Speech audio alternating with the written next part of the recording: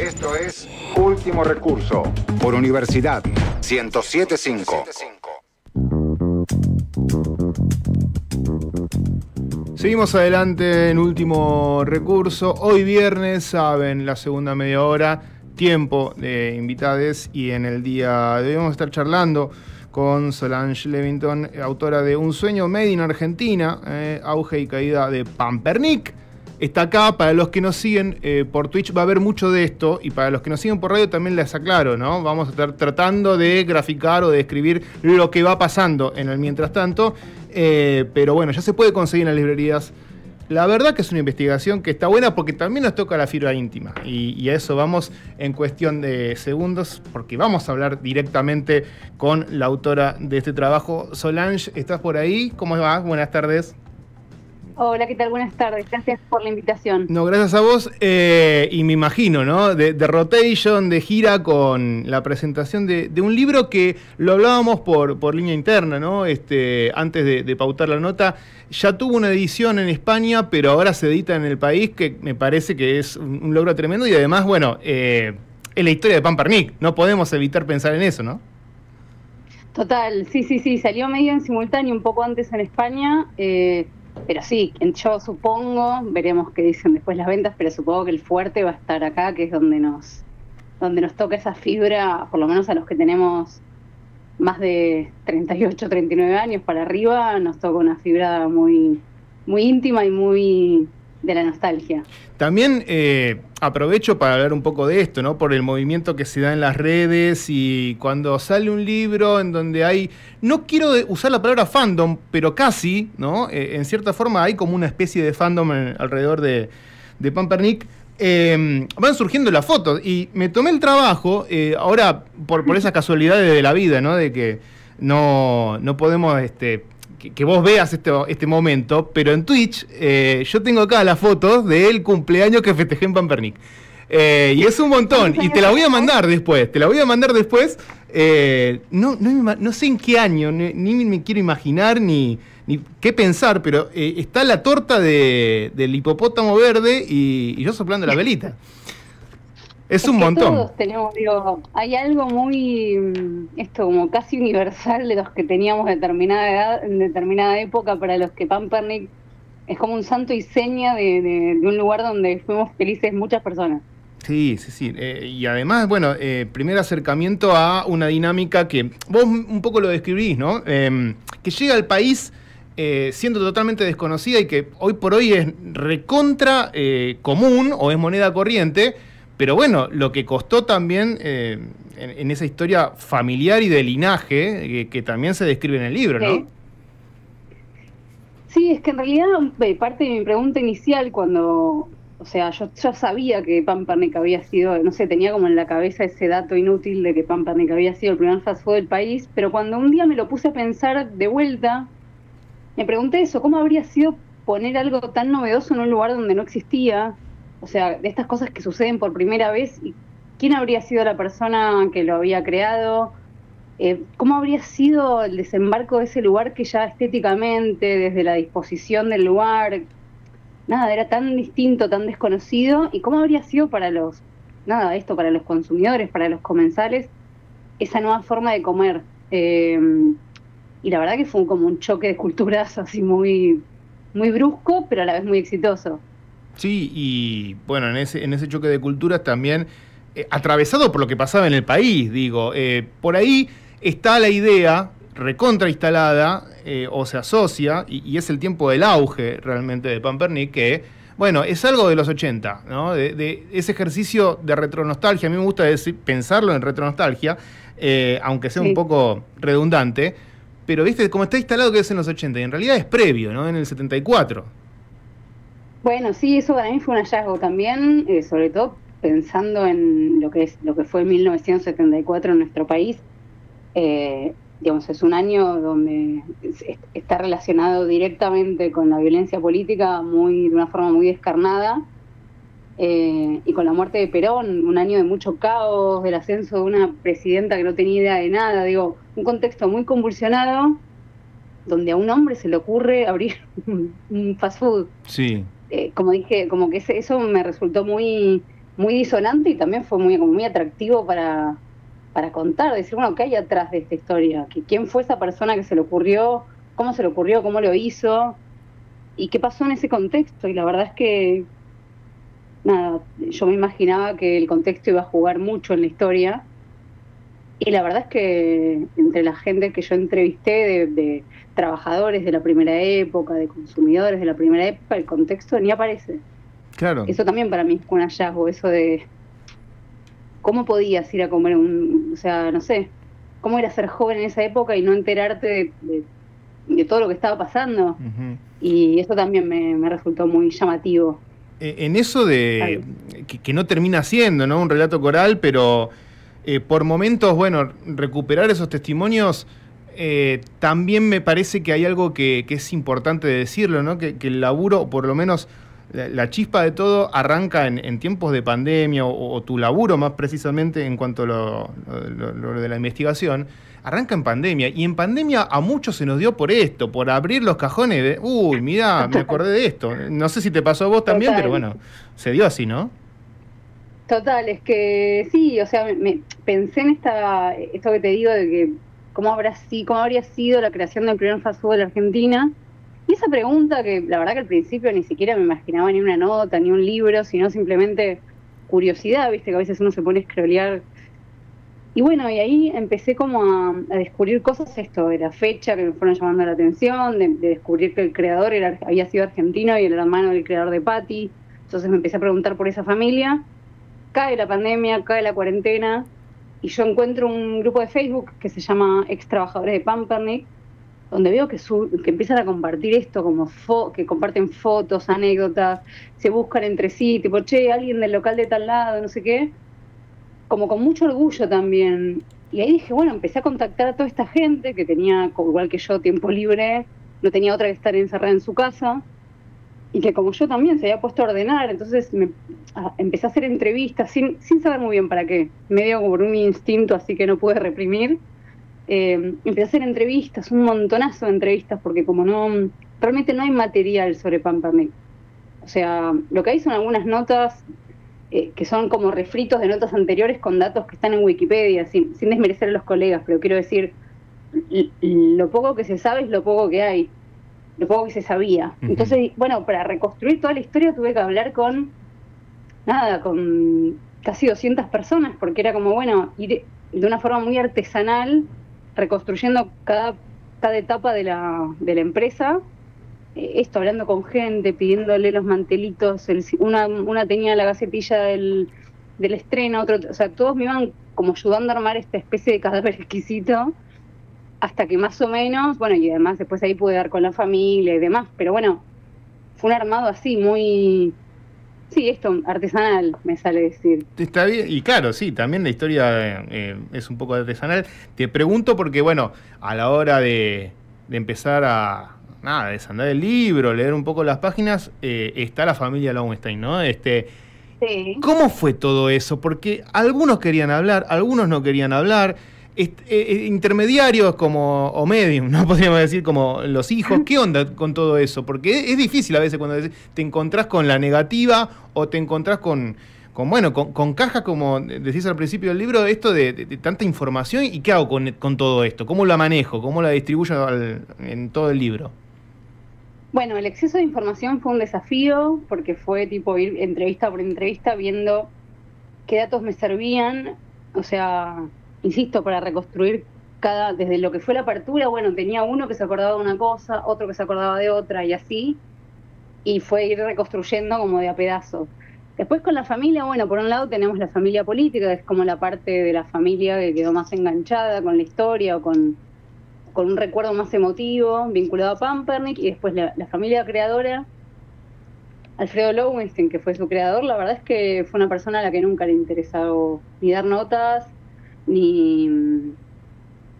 o sea, como que no le interesaba ni siquiera poner su nombre en sus proyectos. A él le interesaba el hacer, el probar, Y qué loco, porque lo creía, o sea, era su proyecto y casi como un hijo, ¿no? Bueno, el hermano mayor, que fue el que hizo Patty cuando tenía 20 años y que después hizo Las Leñas en el 83, cuando yo hablé con él por Zoom en la pandemia, lo primero que me dijo fue: yo tengo 2 hijos, Pati y las leñas. O sea, eso ya Claro. te pinta una persona, porque además es una persona que tiene un hijo además. Sí, Pero bueno, es un montón. es un montón, sí.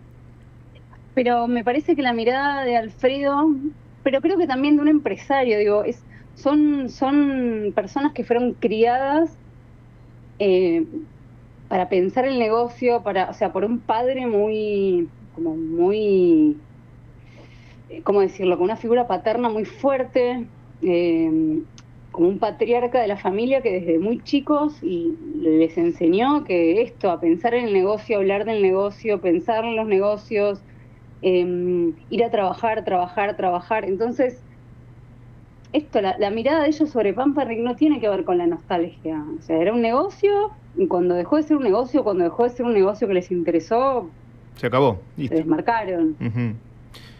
Por otra parte, bueno, en ese laburo investigativo y en esta recopilación de datos y de material, digo, ¿qué queda en la ruina, ¿no? de Pampernick? Acá en La Plata se transformó, creo que en una heladería, creo que es Tionis, donde está la heladería Tionis, pero fueron pasando los años y también por ahí algún local se reformuló. Yo me acuerdo de haber visto en esos grupos de Facebook, lo que fuera, esto era el local de Pampernick y todavía quedaba alguna, no sé cómo decirlo, ¿no? Como esas pantallas donde te presentaban las hamburguesas, pero no era lo mismo. Sí. ¿Qué queda ahora? La memorabilia y poco más. Es que un poco a mí lo que sin querer ser grandilocuente ni capaz suena soberbio decirlo así, pero como que yo lo que me di cuenta es que cuando nos muramos todos los que fuimos, Sí. no iba a quedar nada de esa historia. Entonces, bueno, yo siento que por supuesto hay 1000 miradas sobre el mismo tema. Esta es mi mirada sobre la historia de Pampernick. Y a mí me gusta sentir que, bueno, que esta historia que además yo tenía tantas ganas de contar, es como, bueno, esa historia está en algún lado ahora. Cuando nos muramos los que fuimos, cuando desaparezcan todos los papelitos, los VHS, porque la gente guarda muchas de esas cosas. Bueno, sí, eso, es como una forma de mantener la historia viva, qué sé yo. Sí, de sostener la memoria también, ¿no? Total. Y te enteraste de que, yo por lo menos la vi, hay una cuenta de Twitter que está promocionando, ¿no?, la vuelta de Pampernick. No sé si con tanto éxito, Sí. pero bueno, está. Sí, no, pero no. No se sostiene. Me parece que es imposible desde muchos puntos de vista. No sé, las marcas están repartidas por ahí, o sea, cuando fue la quiebra, las marcas, los nombres de las cosas son activos que se venden y que, digamos, y que no pertenecen a una misma persona. Me parece que ni siquiera funcionaría. Ujú. O sea, no le veo el para qué, ojalá no vuelva nunca. Claro. Porque me parece que parte de lo que nos da nostalgia y de lo que hace que lo recordemos con tanto amor es que no existe más. Y después también está esto de que nadie lo puede replicar en la actualidad. Digo, pienso, acá tenemos a Nada, Mostaza. Mostaza no es lo mismo. Sí. Claramente no es lo mismo. Lo que pasa es que todos juegan con la desventaja de que no fueron los primeros. O sea, yo creo que las primeras veces de las cosas tienen un valor por sí solas que el resto ya no tiene. O sea, es como, Pampernick en ese sentido corre con una ventaja que no va a tener ninguna otra cadena argentina. Fue la primera, ahora ya está, el fast food forma parte de nuestra vida, es un lugar más para comer que, digamos, ya está ahí, hay distintas opciones, tenés McDonald's, Burger, Wendy's, Mostaza, pero no puedes comparar con la primera y que además era la única, entonces es como que corre con mucha ventaja Pampernick, aunque no fuera ni remotamente tan genial como lo recordamos. Y también creo que en esto que estamos hablando, se perdió la experiencia, o por lo menos lo que somos contemporáneos, o mantenemos la misma edad, Sí. de lo que era, no solamente ir a Pampernick, sino la salida misma. Yo, qué sé yo, después lo hice con McDonald's, el cono, qué sé yo, ir al cine, 5 pesos. Acá estaba el menú platense en McDonald's, que salía 99 centavos, creo que salía la hamburguesa, pero se perdió esa experiencia también, ¿no? Ahora ir al cine, qué sé yo, uno va, pero de vez en cuando. Ya, uno no va al cine, o va muy poco al cine porque tenés las plataformas, el fast food, la comida, el fast food, ya hay mucha más noción de que no es muy saludable, ya tampoco ni siquiera es tan barata, no sé, es como otra galaxia, es otra galaxia. Pensé que pasaron 50 años desde la apertura del mundo, es otra cosa. Sí. como la globalización terminó de, como que hay muchas cosas de las que ya no se puede volver atrás, me parece. Y tampoco se festejan demasiados cumpleaños, ¿no? En los locales de comida, por lo menos ahora que yo sepa, salvo alguna propuesta así más para nenes, pero que yo recuerde, no. Pero y en ese momento era una locura, era la única opción, o sea, el eslogan este de traiga a los invitados, nosotros ponemos la fiesta, fue recontra disruptivo también. Antes los cumpleaños se hacían en las casas o en alguna canchita de fútbol, y era como resolverle a las madres de clase media, que eran las encargadas de organizar los cumpleaños, organizarle todo. Y en general el relato, yo entrevisté también muchos consumidores de las distintas épocas de Pampernick, y era como, bueno, el compañerito o compañerita que festejaba en Pampernick, el cumpleaños en general era de clase media, y era como el ídolo de la semana de la escuela, porque todo el mundo se moría por ir a esos cumpleaños donde comías papas fritas con hamburguesas y Coca-Cola, donde o tenías un show de magia o te pasaban películas que después vos, no sé, una vez que no estaban más en el cine ya no las podías ver. Nada, era todo tan único y irrepetible todo el tiempo, digamos, era todo tan analógico que me parece que por eso también quedó tan grabado. Tal cual. En paralelo al lanzamiento del libro, ahora vamos a pasar las coordenadas lógicas de cada una de estas posibilidades que uno tiene para encontrarse con el material. Digo, en paralelo, algo que te sorprendió, el fenómeno medio como que se va extendiendo, el que te sigue en redes, ahí en Instagram, ve que subís todo el tiempo fotitos. ¿Qué pasa con el post, no? Para mí es una locura, o sea, yo la verdad es que, digo, es mi primer libro, yo vengo a trabajar en una agencia de noticias, es como que mi recorrido periodístico es muy otro. Hice un libro porque me encontré con una historia que sentía que no podía dejar de contar, que me alucinó tanto que no pude no contarla. Pero la verdad es que yo sabía que la historia iba a tocar una fibra íntima de una generación, pero no me imaginé que a este nivel. Digamos, las cosas que yo estoy compartiendo en redes son cosas que fui juntando durante la investigación, pero también, o sea, recién me llegó un mensaje de un señor que decía: en el 74 yo tenía un hijo, pasamos por la puerta de Pampernick, se puso a llorar que quería entrar y yo, como era de izquierda, no lo dejé. Es un montón también. Historia, ¿entendés? O sí. Qué sé yo conocí a mi mujer ahí, seguimos casados, como... Claro, es como hay algo de una memoria colectiva que sostenemos todavía, o sea, es como Pampernick, que es algo que solo se sostiene, somos como el respirador artificial de ese lugar que ya no existe más. Sí, medio como un triángulo de las Bermudas, ¿no?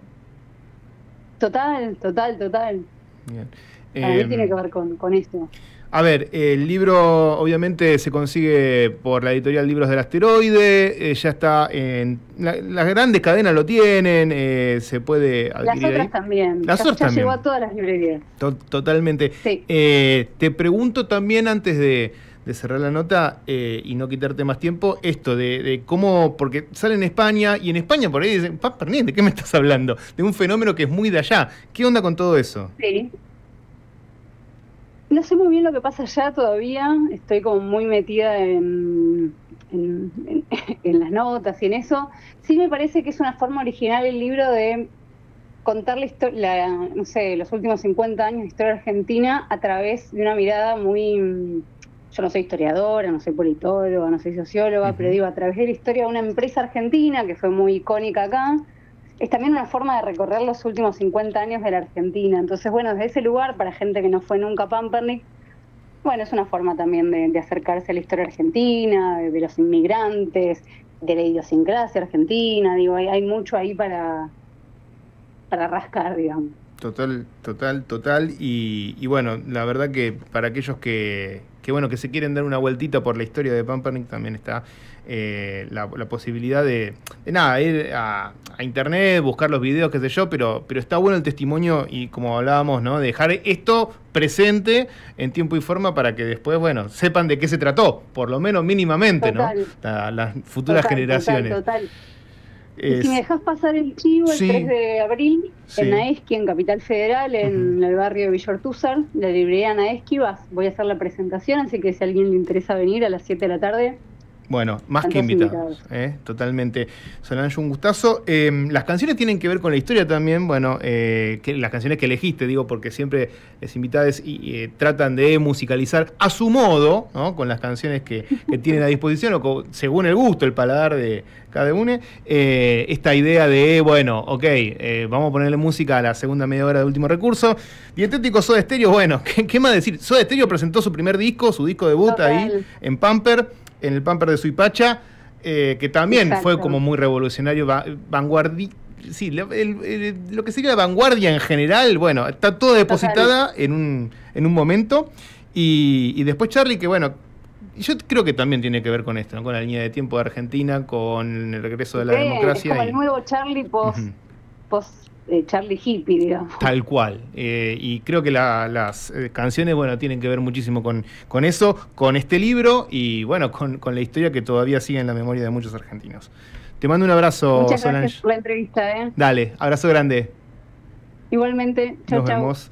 Solange Levington, autora de Un sueño made in Argentina, auge y caída de Pampernick. Acá está, lo están viendo ahí por Twitch y, bueno, también tienen las fotos. Estoy yo acá, para los que están en Twitch, ese que está soplando las velitas, la torta del hipopótamo, soy yo. Bueno, cosas que han pasado en el pasado, que nos remueve un poquito la fibra íntima y ahí está. Vamos a escuchar entonces Dietético, la selección de Solange Levington para esta segunda media hora de Último Recurso y después el cierre.